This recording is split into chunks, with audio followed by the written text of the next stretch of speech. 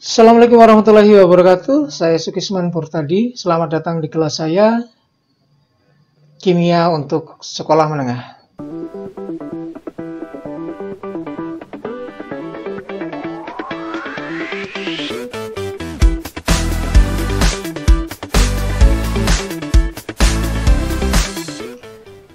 Apa yang akan kita bicarakan di Kimia untuk SMA untuk Sekolah Menengah? Kali ini adalah kita akan membicarakan tentang bentuk molekul sebagai kelanjutan dari ikatan kimia yang sudah kita bicarakan di part yang pertama kemarin. Di dalam bentuk molekul ini kita fokuskan tentang bagaimana teori VSEPR itu menjelaskan tentang bentuk-bentuk molekul dan kaitannya dengan bagaimana hal ini juga menjelaskan tentang sifat-sifat yang terjadi di dalam molekul-molekul tersebut. Apa yang akan kita diskusikan kali ini? Yang pertama adalah kita akan meninjau sejenak tentang kompetensi dasar yang ditawarkan oleh kurikulum kita. Jadi apa yang diamanatkan oleh kurikulum kita mengenai bentuk molekul setelah ikatan kimia. Kemudian kita akan mendiskusikan tentang bagaimana itu teori VSEPR.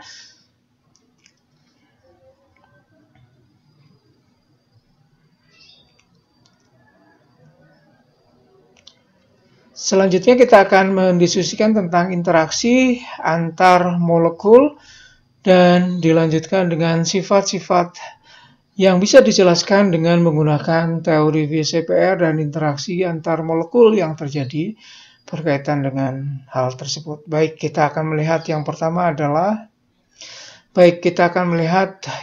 adalah kompetensi dasar. Jadi kita akan melihat seperti apa kompetensi dasar yang muncul di dalam kurikulum kimia kita.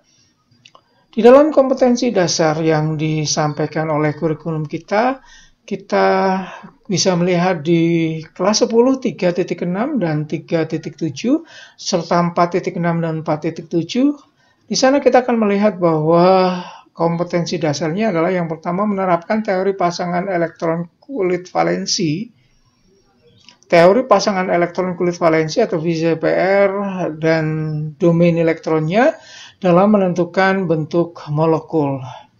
Di samping itu 4.6-nya atau keterampilannya menginginkan bahwa siswa akan dapat membuat bentuk molekul, model-model bentuk molekul yang dengan menggunakan bahan yang ada di lingkungan sekitar atau perangkat lunak komputer atau softwarenya ya. Kemudian yang berikutnya adalah menghubungkan interaksi antar ion, atom, dan molekul dengan sifat fisika zatnya dan kemudian menerapkan prinsip interaksi antar ion, atom, dan molekul dalam menjelaskan sifat-sifat fisik zat di sekitarnya. Jadi kita bisa melihat bahwa yang diinginkan di dalam bentuk molekul itu yang pertama selain menggunakan VSEPR, kita tidak menjelaskan teori-teori yang lain, teori ikatan kovalen yang lain, seperti bagaimana dia terhibridisasi dan yang lainnya, tapi kita hanya khususkan untuk di kelas 10 ini hanya dikhususkan pada VSEPR atau valence shell electron pair repulsion atau valence shell electron pair repulsion atau tolakan sebenarnya di sini, tolakan pasangan elektron kulit valensi. Seperti apa sih VSEPR nanti akan kita bahas. Kemudian berikutnya di kurikulum menuntut adanya keterampilan siswa. Ini mungkin berkaitan dengan pendekatan pembelajaran yang diinginkan di dalam kurikulum kita, yaitu pendekatan project based learning ya di situ. Oleh karena itu, pada akhir pembelajaran ini kita selalu mengingat bahwa siswa diminta untuk membuat model molekul. Jadi setelah belajar semuanya, siswa kemudian diminta untuk membuat model molekul yang mereka pahami berdasarkan teori yang sudah dipelajarinya.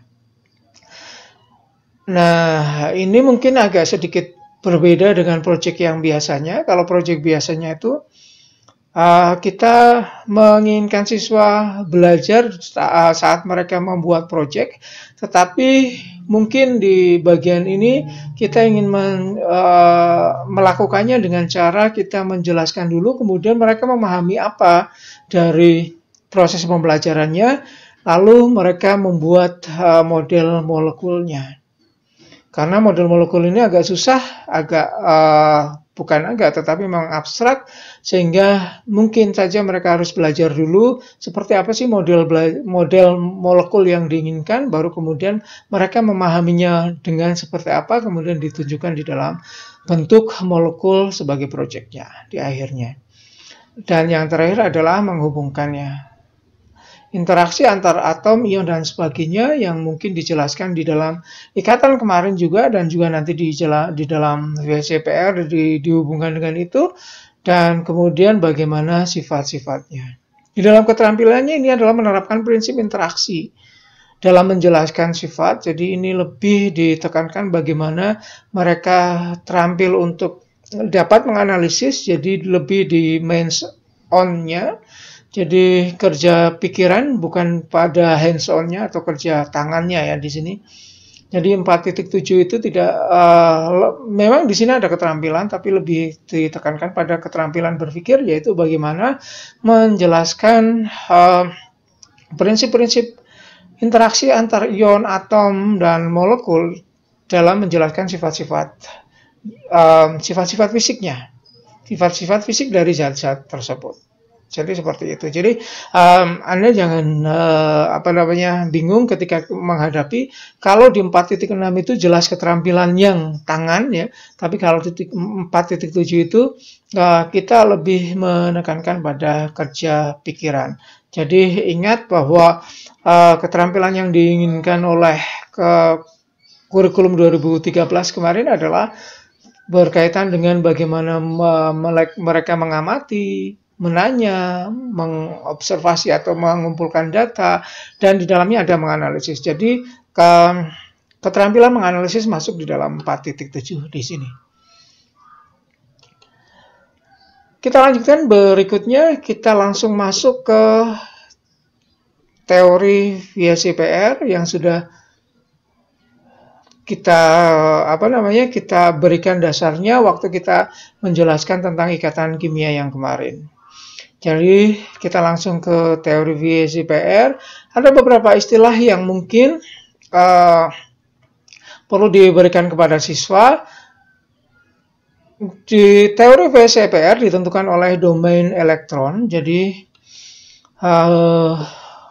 di dalam KD tadi disebutkan ada teori VSCPR dan teori domain elektron. Ini seolah-olah ada dua teori, tetapi sebenarnya yang dijelaskan adalah satu teori, yaitu VSCPR.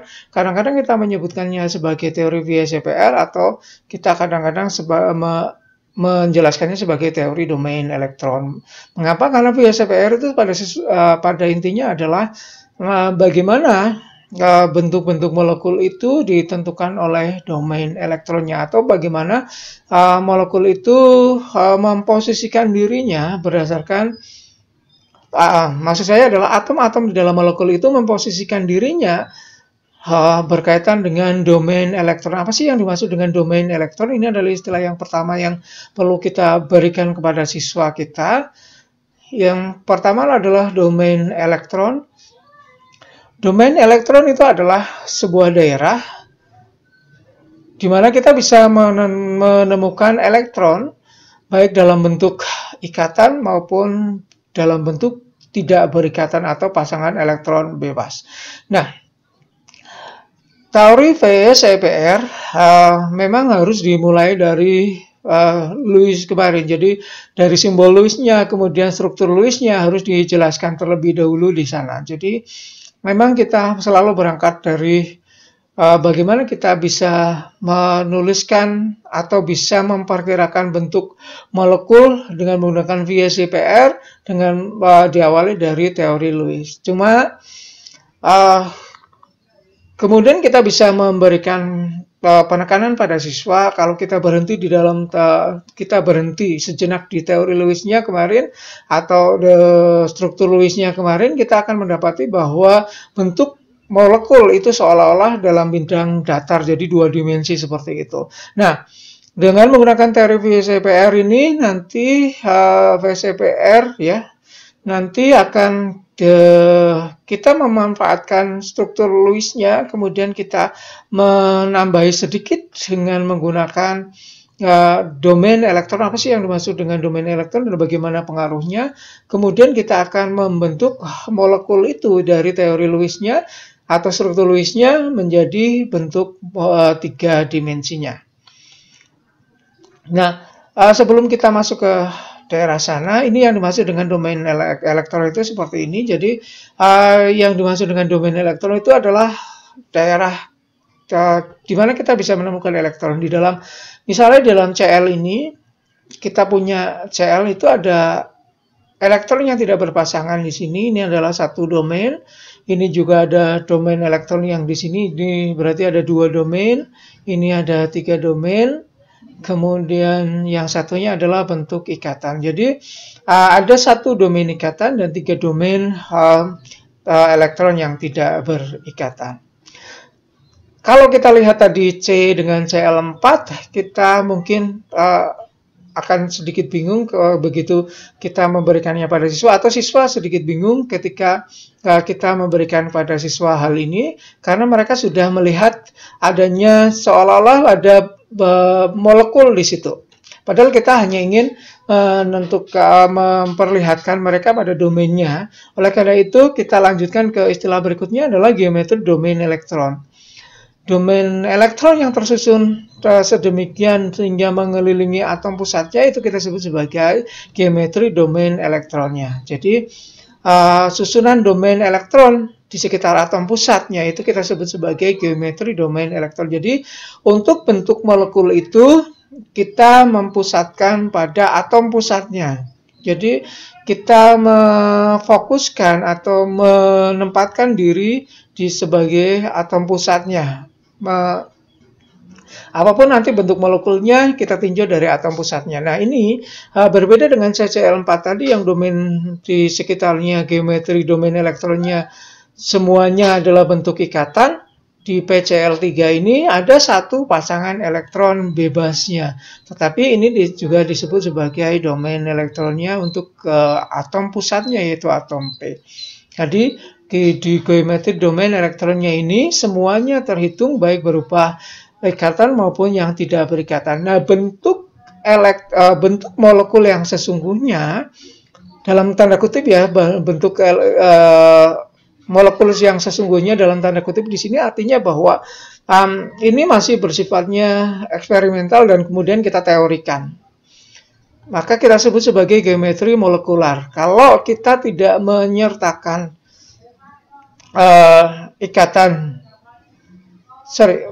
atom atau pasangan elektron yang tidak berikatan, maka kita akan menemukan atau mendapatkan geometri molekular. Jadi geometri molekular ini tidak akan memperhatikan elektron yang merupakan pasangan elektron bebas. Jadi bentuk molekul dasarnya menggunakan pasangan elektron bebasnya, tetapi geometri molekularnya kita tidak lagi melihat pasangan elektron bebasnya. Seperti apa sih sebenarnya yang saya jelaskan ini agak sedikit membingungkan, tetapi karena ini adalah semacam glosarium yang diberikan dulu supaya nanti mereka tidak shock dengan atau tidak bingung dengan istilah-istilah yang digunakan, ini diberikan dulu, kemudian nanti kita akan masuk langsung ke seperti apa sih yang dijelaskan di tampilan-tampilan tadi. Selanjutnya kita masuk ke teori VCPR-nya. VCPR-nya langsung kita sampaikan bagaimana domain-domain elektron itu berpengaruh pada bentuk molekul 3 dimensinya. Kita bisa menyiapkan balon, ini sekaligus juga memberikan keterampilan mereka bagaimana membuat bentuk-bentuk molekul berdasarkan teori VCPR-nya ya. Jadi untuk menjelaskan ini kita di kelas bisa menyiapkan balon, atau kalau sekarang silakan membayangkan kalau kita punya balon-balon yang sudah yang sudah ditiup, digelembungkan secara maksimal tapi tidak meletus ya. Kemudian diikat ujungnya. Nah, kita mengambil dua balon, kemudian kita menyatukan dua ujung balon ini dengan cara mengikat erat dalam satu ikatan. Nah, kalau Anda sudah mengikatnya, maka kita akan mendapatkan balon yang seperti ini. Jadi, ikatan balonnya akan seperti ini. Bagaimanapun Anda mengikatnya, ini tidak akan mungkin membentuk L. Gitu, tapi satu garis lurus gitu yang rata. Jadi kalau kita bisa melihat tengah-tengahnya, itu ada tengah ikatan, kemudian ada tengah-tengah balon yang kiri dan ada tengah-tengah balon yang kanan, kemudian kita berikan garis lurus, maka dia bisa mendapatkan satu garis lurus dari dua balon yang terikat secara kuat. Nah, kemudian kalau kita mengikat lagi satu balon untuk diikatkan pada dua balon yang sudah terikat ini, ya, atau kita tambahkan ke dalamnya, kita akan mendapati posisi balon yang seperti ini. Masih bentuknya datar, kalau kita letakkan mendatar ya. Jadi bentuk segitiga yang datar. Jadi Anda bisa membayangkan ada pusat ujung balon itu kita beri titik. Kalau setiap ujung balon itu kita beri titik 1, 1, 1, maka dari setiap titik itu kita hubungkan, maka akan mendapatkan bidang datar segitiga. Dan tengahnya itu adalah atom pusatnya. Nah, kalau kemudian kita tambahkan lagi satu balon lagi di sini, kita ikatkan kuat semacam ini, maka kita akan mendapati bukan bentuk datarnya, tetapi kecenderungannya 4 balon yang terikat kuat itu akan membentuk satu bentuk yang lain yang kita kenalkan kepada siswa sebagai bentuk ruang tetrahedral. Jadi bukan bentuk yang segi 4 datar, tetapi membentuk tetrahedral. Jadi ini adalah satu bentuk yang mungkin baru dikenal oleh siswa, yaitu bentuk bidang 4. Nah, dengan menggunakan analogi ini, kita bisa mengenalkan pada siswa bagaimana sih sebenarnya elektron-elektron itu memposisikan dirinya di dalam bentuk molekul atau di dalam molekul yang berikatan.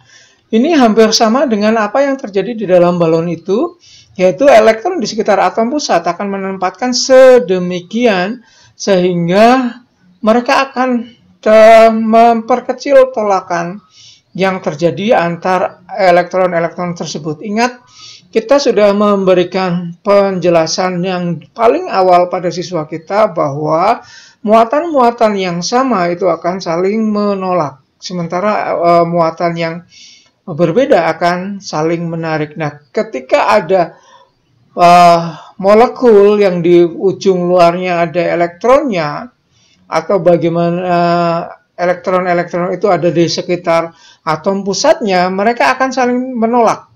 Jadi tolak-menolak kiri, kanan, atas, bawah, dan seterusnya. Tetapi mereka masih terikat dengan atom pusatnya, maka mereka akan memposisikan sedemikian hingga tolakannya yang paling kecil. Ini adalah inti dari teori tolakan pasangan elektron kulit valensi atau VSEPR.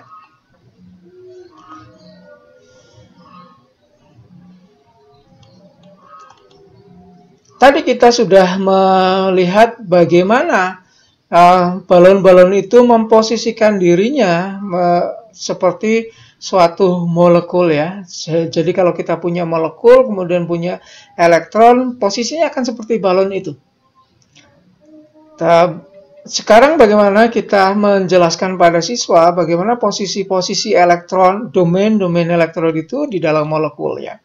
Kita mulai dari atom yang mengikat dua seperti yang tadi di dalam balon tadi. Jadi atom pusatnya akan mengikat dua atom yang lainnya. Jadi posisinya akan seperti ini. kalau Anda memberikan ini langsung pada siswa, maka berikan pada mereka bahwa ikatan balon itu di ujung itu disebut sebagai atom pusatnya. Jadi yang di sini bukan hanya dua atom yang bertemu berikatan, tetapi kita menganalogikan bahwa ini ada tiga atom. Jadi ada dua atom yang diikat oleh satu atom pusat. Jadi pada ujung balon itu atau di tengah-tengah inti dari balon itu ada satu atom, kemudian di pusat ikatan itu disebut sebagai atom pusatnya. Ini analoginya untuk balonnya. Nah, kalau kemudian kita berikan contoh molekulnya kepada siswa, maka bentuk molekulnya akan seperti ini. Jadi kalau atom pusatnya yang merah itu adalah di ikatannya, kemudian balon-balon itu adalah yang terikatnya, maka posisinya akan menjadi satu garis lurus antara tiga atom. Satu sebagai pusat dan dua sebagai atom yang di ujungnya atau atom yang terikat. Jadi kalau satu atom mengikat dua atom, maka akan menjadi sebuah garis lurus. Kemudian bagaimana untuk atom yang mengikat tiga? Maka kita bisa membayangkan tadi kita punya balon yang semacam ini juga bentuknya datar ya. Jadi kalau kita tempatkan atom pusat itu pada ikatannya, kemudian saya kecilkan, nah kemudian pada inti balon itu adalah atom dari atom-atom yang terikat, maka kita mendapati bentuk molekulnya akan seperti ini. Bisa digambarkan seperti ini. Bola sticknya jadi seperti ini. Nah, kita akan melihat bahwa sudutnya tadi, kalau lurus itu 180, maka kita akan mendapati sudut ikatannya menjadi 120 derajat. Nah, sudut ikatan itu terbentuk dari tiga titik atom, jadi satu atom pusat dan dua atom yang terikat. Jadi bukan dari satu atom dengan satu atom yang lain, tetapi terbentuk dari tiga. Jadi itu sudut ikatan itu seperti itu. Jadi satu atom pusat mengikat dua atom, maka dia akan membentuk sebuah sudut. Nah, kalau tiga dan datar, kita akan mendapati bahwa semua sudutnya menjadi 120 derajat. Tetapi ingat, itu untuk kalau ikatannya sama. Nah, ada lagi yang sedikit berbeda, yaitu untuk atom yang mengikat 4, maka bentuknya seperti ini. Tadi balonnya akan seperti ini ya. Kita akan melihat bahwa balonnya tidak datar, tapi sedikit terangkat ke atas. Atom pusatnya tidak datar sama dengan atom yang terikat yang lainnya. Jadi atom pusatnya tidak pada bidang yang sama dengan atom-atom yang terikat, tetapi agak naik ke atas dan agak ke tengah. Dan kemudian kalau kita gambarkan akan menjadi gambar seperti ini. Ini namanya adalah tetrahedral atau bidang 4. Bidang 4 yang sama. Jadi kalau kita meletakkannya di sini, kemudian dibalik dan seterusnya, akan menghasilkan bentuk-bentuk yang sama, yaitu kalau kita sebut sebagai tetrahedral dan sudutnya lebih kecil dari 120 yaitu, tetapi lebih besar dari 90 ya. Itu tidak persis siku. Kalau siku berarti nanti pusatnya akan letaknya ada di dasar ya, sebidang dengan atom-atom yang terikat, maka diketahui bahwa sudutnya ini adalah 109,5 untuk tetrahedral yang sempurna atau tetrahedral yang ideal. Apakah ada yang tidak ideal? Nanti akan kita bahas. Kemudian untuk atom yang mengikat, kemudian untuk atom yang mengikat 5 atom yang lainnya, bentuknya adalah akan seperti ini. Kalau Anda ingin melihat seperti apa sih bentuknya atau bagaimana sih kita bisa membuat bentuk itu secara natural, Anda bisa melihat nanti ada rekomendasi link video yang bisa Anda buka supaya Anda nanti bisa mempersiapkan diri bagaimana Anda bisa membuat bentuk-bentuk molekul ini dengan menggunakan balon.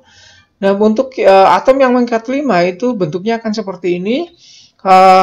Jadi ada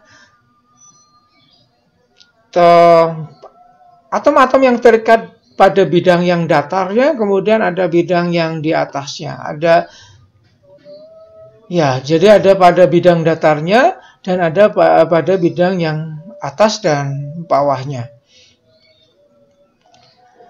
Untuk yang di datar dengan sudut ke atas pada ini menunjukkan sudut 90 derajat, sementara karena datar di tengah itu menolak sedemikian rupa sampai jarak yang paling aman, itu maka sudutnya adalah 120 derajat 120 derajat tanpa Celcius ya, 120 derajat. Kemudian untuk atom yang mengikat 6 atom yang lain, maka bentuknya akan seperti ini. Kalau tadi namanya segitiga bipiramid, ada 2 piramid di atas dan di bawah, di tengahnya segitiga. Nah, ini disebut bukan segi 4 bipiramid, tetapi kita sebut sebagai oktahedral atau tadi ada tetrahedral artinya 4 bidang. Oktahedral itu artinya 8 bidang yang sama persis. Dan semuanya itu 90 derajat sudutnya. Yang menjadi pertanyaan, saya tadi menyebutkan sebagai bentuk-bentuk ideal. Bagaimana kalau ikatannya tidak sama? Jadi bentuk-bentuk ideal itu dicapai kalau atom itu mengikat atom-atom yang lain yang sama. Artinya atom-atom yang diikat itu sama. Misalnya kalau C mengikat Cl, maka seluruhnya adalah Cl yang diikat gitu ya. Atau yang lainnya. Tetapi kalau dia tidak sama, maka akan terjadi sesuatu yang menyebabkan sedikit berbeda dari molekulnya. Ingat bahwa setiap atom itu punya elektronegativitas yang berbeda. Jadi bagaimana mereka akan menarik atau menolak elektron yang lain itu setiap atom akan memiliki karakteristik yang berbeda. Oleh karena itu kalau dia mengikat atom yang berbeda, maka bentuk-bentuk molekul itu akan berbeda. Termasuk juga kalau salah satu atau salah berapanya mengikat pasangan elektron bebas. Jadi seperti ini, kalau kita punya atom pusat yang mengikat X, atom terikat misalnya 3 ya, ada 3 X yang terikat, maka kita mendapati tadi segitiga planar atau segitiga datar yang ideal, yang sudutnya adalah 120 derajat, panjang antara A ke X itu juga sama. Tetapi kalau kita mendapati molekul yang salah satunya adalah Y, apalagi kemudian Y-nya terikat pada ikatan rangkap, maka dia tidak lagi memberikan bentuk yang ideal, tetapi mungkin sudutnya antara X dengan X akan lebih merapat. Itu karena karena ikatan yang rangkap itu akan menginginkan ruang yang lebih besar atau memberikan tolakan yang lebih besar, sehingga supaya dia bisa menempati ruang yang besar atau memperkecil tolakannya, maka X dengan X akan terdesak sehingga tidak lagi 120 tapi lebih kecil dari 120. Demikian juga kalau Z, salah satu dari X itu diganti dengan atom yang lain, tetapi tidak rangkap. Ini juga akan tergantung pada bagaimana si Z ini berinteraksi dengan yang lainnya, bagaimana dia bisa menarik elektron, bagaimana elektronegativitasnya, apakah dia lebih kuat untuk menolak elektron ataukah dia lebih lemah di dalam menolak si elektron dari ikatan antara A dengan X-nya. Yang lebih berbeda adalah bagaimana bentuk molekul dari kalau X-nya adalah salah satunya diganti dengan pasangan elektron bebas. Nah, ini yang akan kita bicarakan lebih lanjut. Pertanyaan untuk Anda yang harus Anda jelaskan di dalam komentar.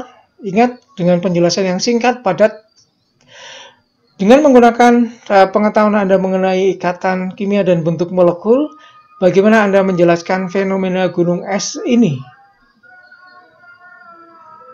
Ya, pertanyaannya memang dapatkah Anda menjelaskan fenomena ini, tetapi jawabannya bukan hanya dapat atau tidak, tetapi tolong jelaskan berdasarkan pengetahuan Anda, pemahaman Anda tentang ikatan kimia, jelaskan apapun yang Anda pahami mengenai fenomena gunung es ini.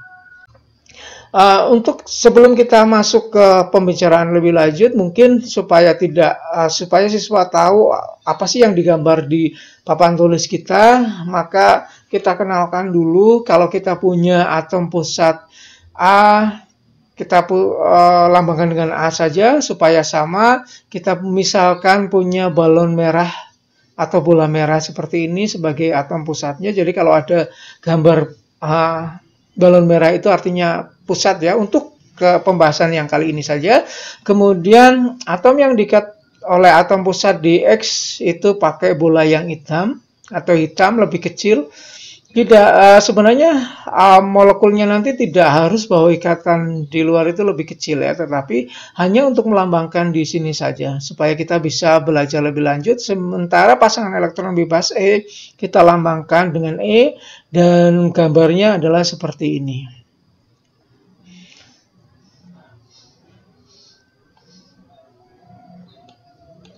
Nah, kita jelaskan pada siswa bahwa pasangan elektron bebas itu menolak lebih kuat daripada pasangan elektron yang terikat. Atau paling mudahnya adalah bahwa pasangan elektron bebas itu menginginkan ruang yang lebih besar di dalam molekul, sehingga dia akan menolak atau menggeser pasangan elektron yang terikat.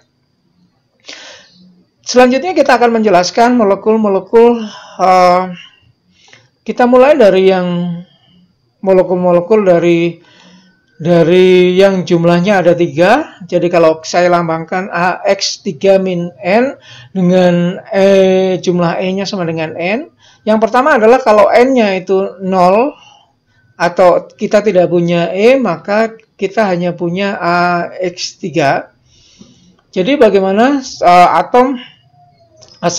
molekul yang tersusun dari satu atom pusat kemudian 3 atom yang terikat, maka kita tadi sudah mendapatinya seperti ini. AX3 itu maka bentuknya adalah trigonal planar. Satu contoh yang bisa kita berikan pada siswa kita adalah BF3 seperti ini. B mengikat F semuanya karena sama, maka sifatnya sama, tolakannya sama, maka dia akan membentuk segitiga datar yang sempurna. Di BF3-nya akan seperti ini. Jadi ini adalah pasangan ya di sini.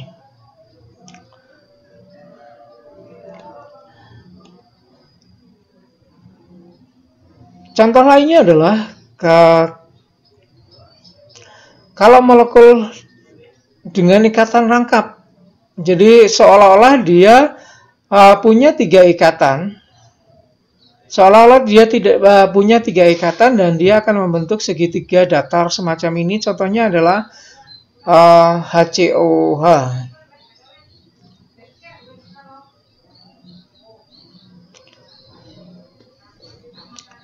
Yang seperti ini. Idealnya karena dia adalah segitiga datar, maka sudut yang terbentuk itu harusnya adalah 120. Namun karena tadi kita sudah memberi bekal bahwa pasangan ikatan rangkap itu menolak lebih kuat daripada yang tunggal, atau pasangan ikatan rangkap itu menempati ruang yang lebih besar daripada yang tunggal, maka pada kenyataannya atau secara aktual itu sudut H dengan HCH akan mengecil karena tolakan dari C dengan O. Tolakannya akan seperti ini. Jadi sudut HCH akan menyempit menjadi 116 derajat ya. Itu sekaligus kita memberikan penjelasan pada siswa perilaku dari ikatan rangkap saat dia membentuk molekul. Baik, kalau N-nya adalah 1, maka 3N-nya dikurangi dengan 1, jadinya adalah AX2 dan sorry, ini ada N-nya 1 tadi ya, jadi AX2E. Jadi ada elektron bebasnya. Bentuk molekul dari AX2E akan menjadi seperti ini. Bentuknya adalah V, tapi bukan lurus, tetapi bentuk V atau bengkok ya, bentuk bengkoknya. Dan bengkoknya bukan 120 derajat, bukan segitiga datar kemudian dikurangi salah satu sudutnya, kemudian tinggal satu sudut yang memiliki besaran 120 derajat, tetapi karena desakan dari pasangan elektron bebasnya di situ, dia akan kurang dari 120 derajat. Contohnya adalah SnCl2 ini. Tekanan dari pasangan elektron bebas dari Sn yang dimiliki oleh Sn itu, dia akan mendorong Cl dengan Cl sehingga dia mengecil sampai sudut 95 derajat. Jadi bentuknya lancip bentuk sudutnya. Berikutnya kita akan masuk ke yang 4. Jadi bagaimana satu atom pusat mengikat 4 domain atau memiliki 4 domain AX4 min N, En. Kita mulai dari N-nya sama dengan 0 atau AX4 saja.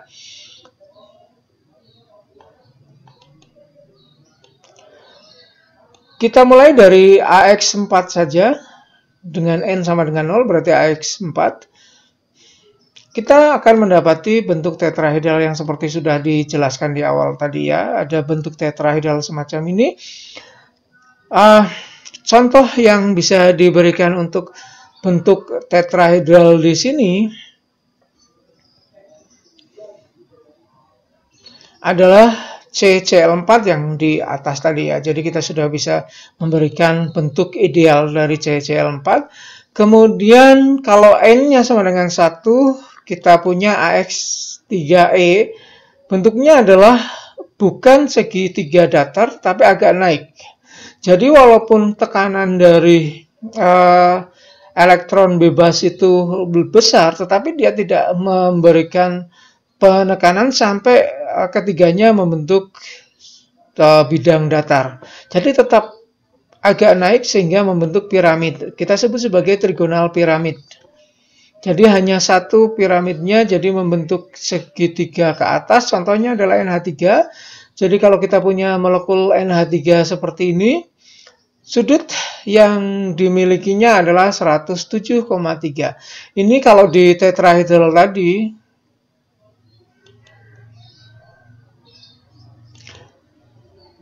sudutnya adalah 107,3. Ini kalau di tetrahedral yang sempurna tadi adalah 109,5 tadi ya, 109,5. Tetapi di NH3 karena ada satu pasangan elektron bebas, dia menekan lebih kuat lagi karena dia menginginkan daerah yang lebih luas, maka sudutnya adalah 107,3. Ini adalah sudut yang paling mungkin atau sudut yang memungkinkan tolakan antar atom antar pasangan atau antar domain elektron itu menjadi lebih kecil. Selanjutnya kita punya AX2E2, kalau N-nya sama dengan 2. Bentuknya adalah seperti ini. Jadi hampir sama tadi ya. Jadi kalau bentuk 3, kita kalau hanya punya 2 ikatan dan satu pasangan elektron bebas, bentuknya V. Di sini juga bentuknya V, tetapi punya sudut yang sedikit berbeda karena perbedaan tekanan dari elektron bebasnya. Bisa kita lihat bentuknya ini akan seperti ini, V seperti H2O. H2O di pusat O-nya dia punya 2 pasangan elektron bebas, sehingga H dengan H ditekan sedemikian sehingga tolakannya semakin kecil, memperkecil tolakannya pada sudut 104,5 derajat. Itu adalah bentuk V.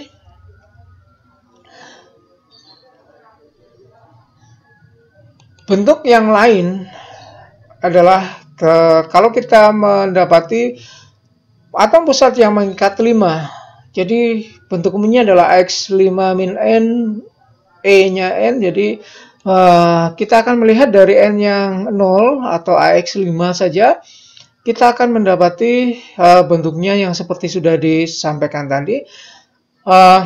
Daerah yang mendatar atau ekuatorial, posisi ekuatorial itu adalah segitiga datar yang sempurna kalau dia mengikat atom-atom yang sama. Jadi posisinya seperti ini. Kemudian yang atas dan bawah itu kita sebut sebagai posisi aksial.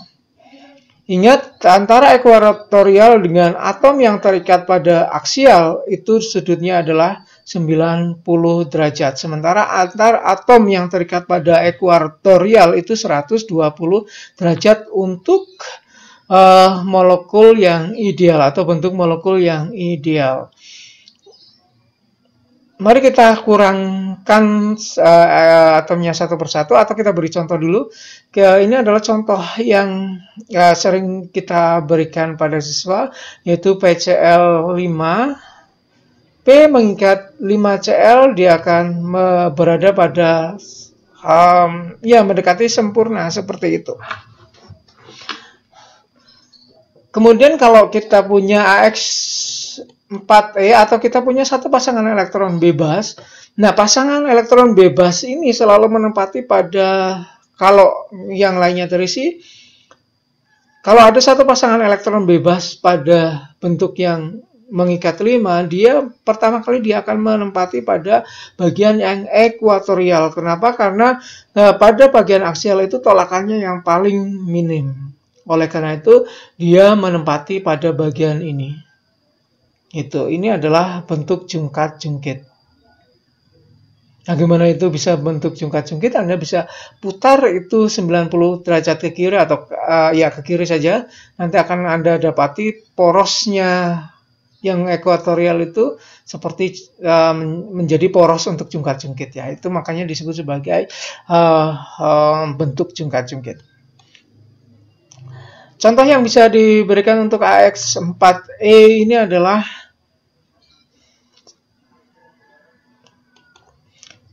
SM4. Jadi ada satu pasangan elektron bebas di sini yang mendorong.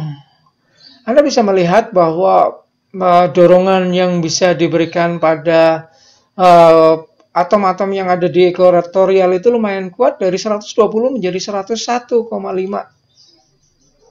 Nggak pakai FM, 101,5 derajat. 101,5 derajat dorongan yang lumayan kuat, jadi bentuknya meruncing di tengah. Kemudian bagaimana kalau dua pasang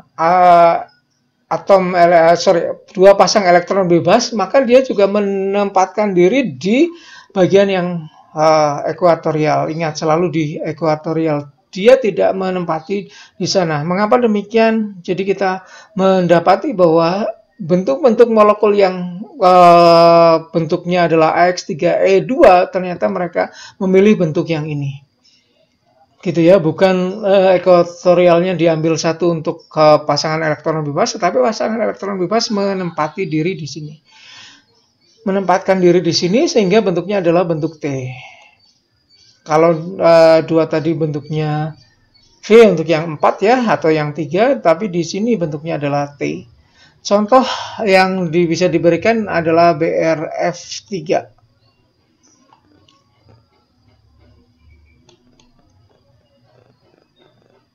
Contoh yang bisa diberikan adalah BRF3 semacam ini, jadi bentuknya T, tapi mungkin sedikit tidak persis T yang datar karena ada tolakan dari pasangan elektron bebasnya. Kemudian untuk yang bentuk 5 yang terakhir adalah AX3E3. Kalau pasangan elektron bebasnya ada 3, maka yang di ekuatorialnya semua ditempati oleh pasangan elektron bebas, sehingga dua atom yang terikat itu pada kondisi yang lurus atau linear.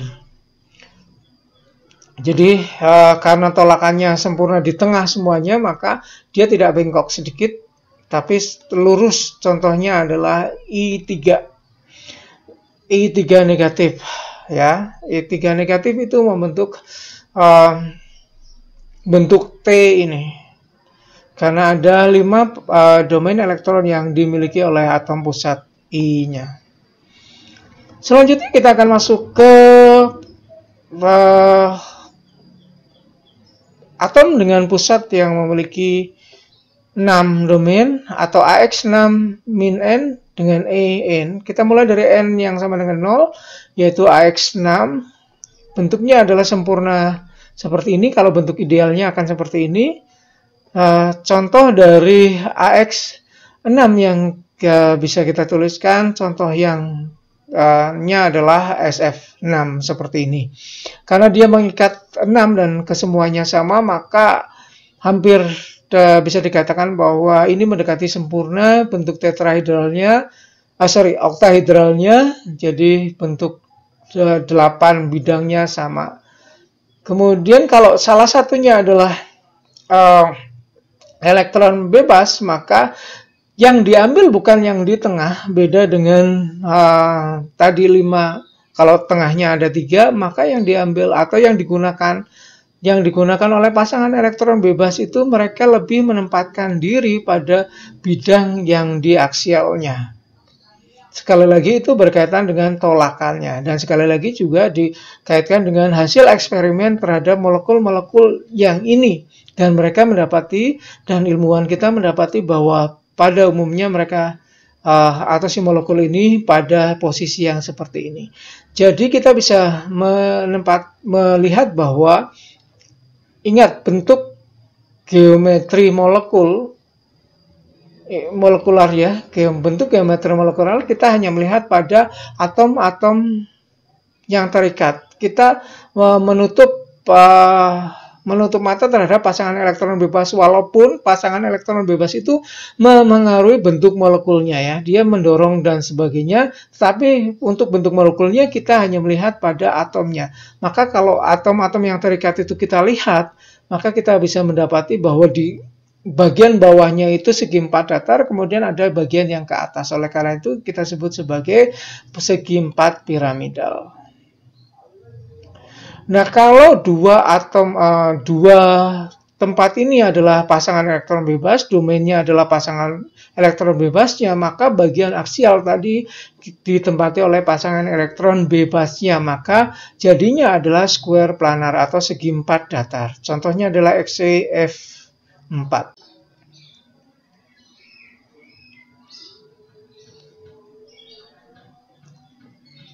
Kita sudah melihat bagaimana bentuk-bentuk molekul untuk setiap molekul yang kita punya dan berbagai macam kemungkinan molekulnya. Di bagian tadi kita sebagai guru bisa memberikan contoh banyak, dan ingat untuk bentuk molekul itu kita selalu memulainya dari struktur Lewisnya. Jadi biasakan mereka untuk membuat dari struktur Lewisnya supaya mereka tahu atom mana sih yang ditempatkan sebagai atom pusat, kemudian bagaimana titik-titik elektron itu kita sebar di sekitar atom-atom itu, dan akhirnya kita bisa menentukan bentuk molekulnya berdasarkan teori VSEPR atau memperkirakan bentuk molekulnya. Jadi ini adalah perkiraan bentuk molekul berdasarkan teori VSEPR ya. Berikutnya adalah interaksi antar molekul. Jadi kita sudah melihat bagaimana molekul-molekul itu menempatkan diri, atom-atomnya menempatkan diri di dalam molekul. Kemudian bagaimana interaksi antar molekul itu yang nantinya akan kita lanjutkan ke sifat-sifat ya. Sebelum kita masuk ke interaksi antar molekul, kita terlebih dahulu mengingatkan lagi pada siswa tentang polaritas ikatan, tetapi kita harus menekankan pada siswa bahwa polaritas molekul yang dibentuk dari ikatan-ikatan polar atau molekul yang dibentuk dari ikatan polar itu tidak selalu membentuk molekul yang polar. Jadi kita mengingatkan lagi pada siswa kita tentang polar. Jadi bagaimana membentuk ikatan itu polar adalah bagaimana setiap atom di dalam ikatan itu mencoba untuk menarik dari elektron itu. Seperti misalnya ada C dengan O, tergantung dari elektronegativitasnya. Semakin tinggi elektronegativitasnya berdasarkan skala Pollingnya, kita akan mendapati bahwa O dengan C itu lebih besar elektronegativitasnya O, maka elektron akan lebih cenderung tertarik ke O, sehingga pada contoh ini C elektron lebih mengarah ke arah O. Kita bisa melambangkan seperti ini. Nah, C dengan O, elektron akan ditarik mendekati O semacam ini. Jadi kalau kita melihat satu sisi dari CO2 seperti ini. Jadi ikatan C dengan O itu adalah ikatan polar. Demikian juga dari CO di sebelah kanannya seperti ini. Tetapi dilihat, kalau kita bisa melihat tarikannya dan kita bisa melihat bahwa bentuk molekul ini adalah datar, tarikan CO ke kiri dan tarikan CO ke kanan itu sama karena molekul atau atom yang digunakan untuk diikat oleh C itu sama. Oleh karena itu, walaupun ada arah polarnya C ke O, tetapi totalnya menjadi 0 karena tolakan ke kiri atau tarikan ke kiri dan tarikan ke kanan akan sama. Berbeda kalau pada H2O.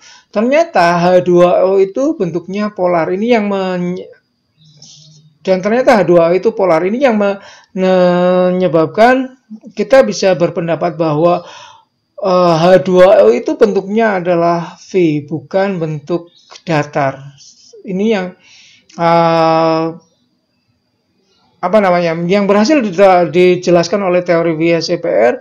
Mengapa sih H2O itu tidak non polar tetapi bentuknya adalah merupakan molekul yang polar. Gitu. Karena pada bentuk HO berbeda dengan CO2, H2O ini tarikannya seperti ini. Walaupun H dengan O arah tarikannya sama ke O, gitu, tetapi bentuknya adalah bentuk V.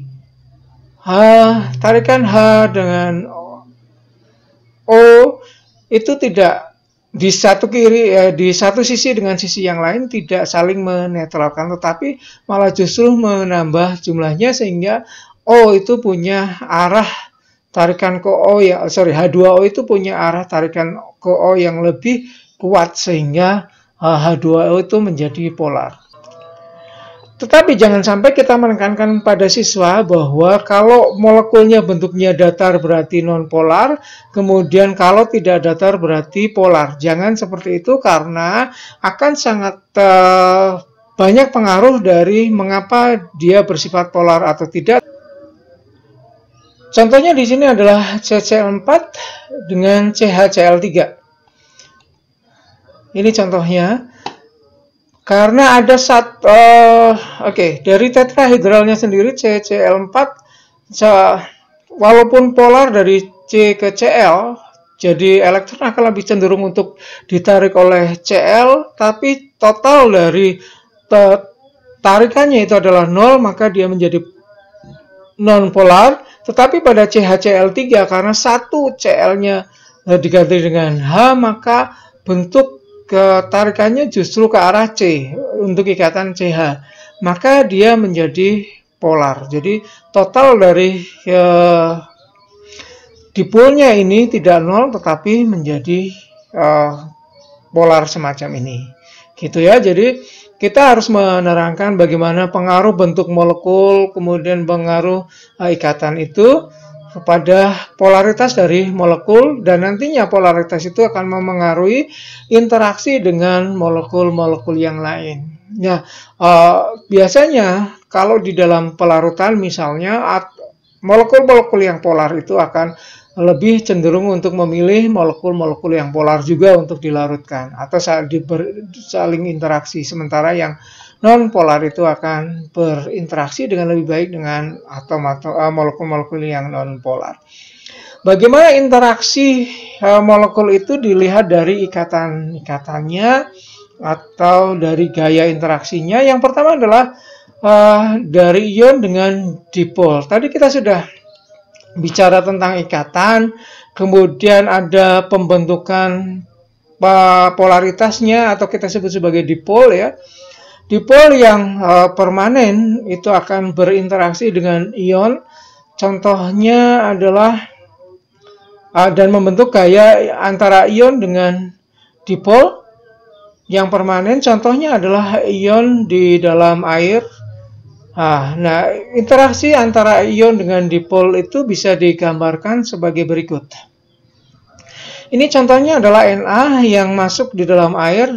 Kemudian dia berinteraksi dengan H2O sedemikian sehingga Na akan dikelilingi oleh H2O dan dia akan terion seperti ini ya. Jadi dia dari senyawanya terlepas dari senyawanya membentuk ion Na dan dia akan berinteraksi dengan bagian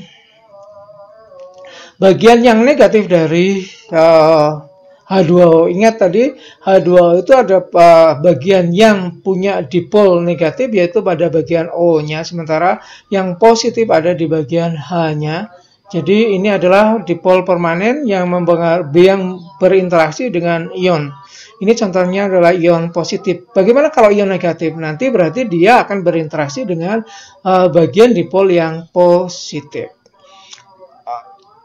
Kemudian gaya yang lainnya itu ya yang terjadi di antara ion dengan dipol yang terimbas. Dipol yang terimbas itu adalah seperti ini. Apa yang dimaksud dengan dipol terimbas?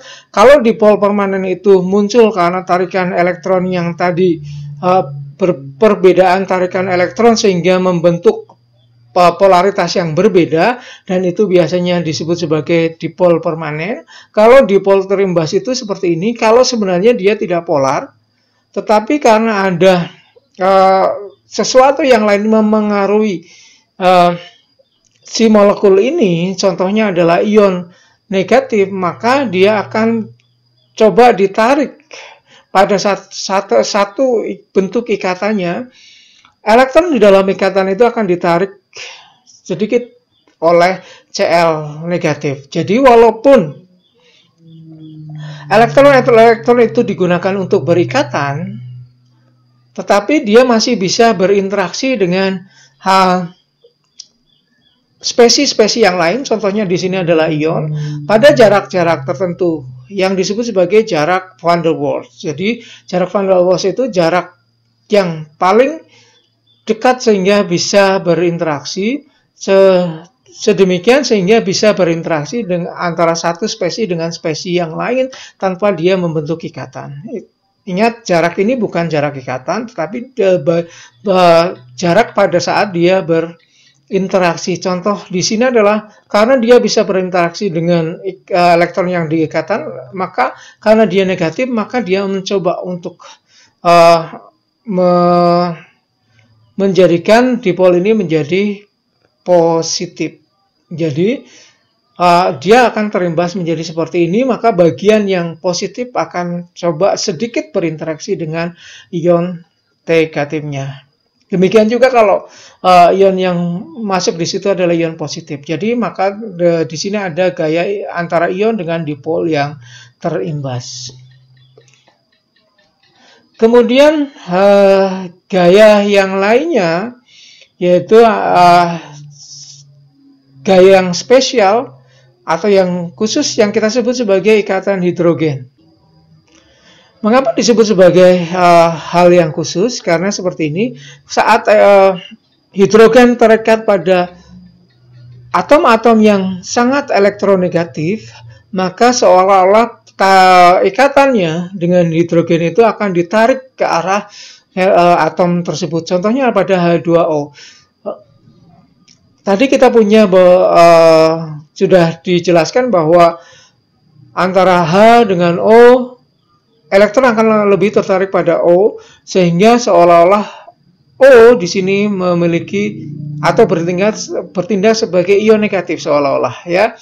Nah, kalau dia ketemu dengan H yang lain, maka dia akan membentuk ikatan dengan hidrogen tersebut yang juga terikat pada atom yang biasanya adalah atom-atom yang elektronegatif. Jadi mereka saling berinteraksi. Jadi misalnya ini ada metanol dengan air. Mengapa mereka bisa saling bercampur? Karena metanol itu punya gugusan OH, pada ujungnya ada OH, H yang diikat oleh O pada metanol itu bersifat seperti seolah-olah dia positif, kemudian pada O pada H2O seolah-olah dia bersifat negatif. Jadi dia bisa menarik H dari molekul metanol. Gitu. Jadi ikatan hidrogen ini tidak terjadi pada satu molekul tetapi dua molekul yang berbeda. Jadi satu hidrogen pada satu molekul ditarik oleh satu atom pusat yang mengikat H yang sangat elektronegatif sehingga membentuk ikatan hidrogen semacam ini. Ini juga terjadi pada H2O dengan H2O yang lainnya sehingga membentuk ikatan hidrogen. Ini yang menyebabkan mereka menjadi kuat dan titik didihnya lebih tinggi daripada yang seharusnya. Anda bisa memberikan data mengenai titik didih pada siswa kita untuk melihat bagaimana pengaruh ikatan hidrogen pada titik didih H2O dan molekul-molekul lain yang sejenis. Kemudian gaya berikutnya adalah gaya antara dipol dengan dipol. Tadi kalau ada dipol yang satu bersifat slightly positif dan sedikit positif dan yang satunya sedikit negatif, maka akan terjadi dipol. Dan dipol yang positif akan menarik dipol yang negatif. Seperti ini misalnya ada klorofil dengan metanol semacam ini. Karena dia ada dipol yang negatif pada O dan dipol yang positif pada H di dalam kloroform, maka ada interaksi antara metanol dengan kloroform yang semacam itu. Itu adalah gaya dipol dengan dipol. Kemudian yang berikutnya adalah gaya dipol dengan dipol terimbas. Hampir sama dengan yang tadi ada ion. Dipol yang terimbas itu bisa terjadi saat ada dipol permanen yang mendekatinya. Kalau ion positif tadi atau ion tadi bisa memengaruhi dengan lebih kuat daripada dipol permanen seperti ini, tetapi mereka memiliki pengaruh yang sama juga. Jadi dipol yang negatif akan menyebabkan terjadinya dipol positif. Ini dipol yang terimbas, jadi hanya sedikit saat dan hanya karena dia terimbas oleh molekul yang ada di sebelahnya, sehingga mereka bisa berinteraksi dengan lebih baik. Nah, kalau ternyata molekul-molekulnya itu tidak punya ion atau tidak punya dipol, maka ternyata disampaikan oleh London tetap ada interaksi yang disebut sebagai gaya dispersi.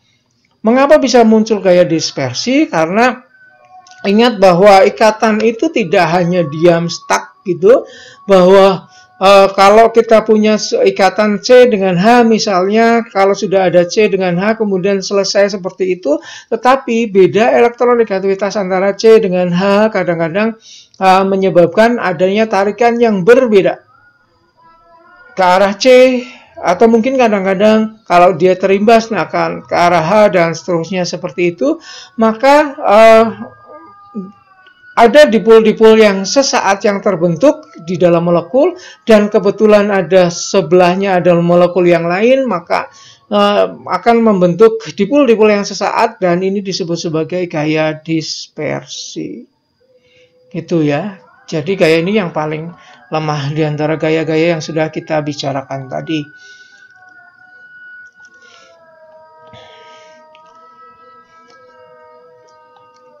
Semua gaya yang sudah kita jelaskan tadi, ini berpengaruh pada beberapa hal, pada sifat-sifat fisik molekul atau sifat-sifat fisik senyawa atau suatu zat. Yang pertama adalah sifat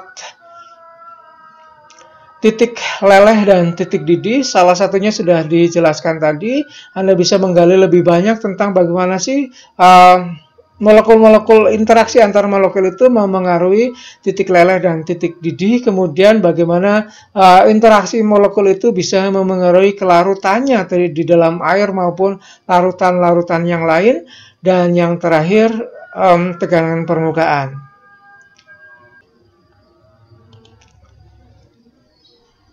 Baik, itu tadi penjelasan mengenai bentuk molekul atau ikatan kimia dan bentuk molekul bagian yang kedua.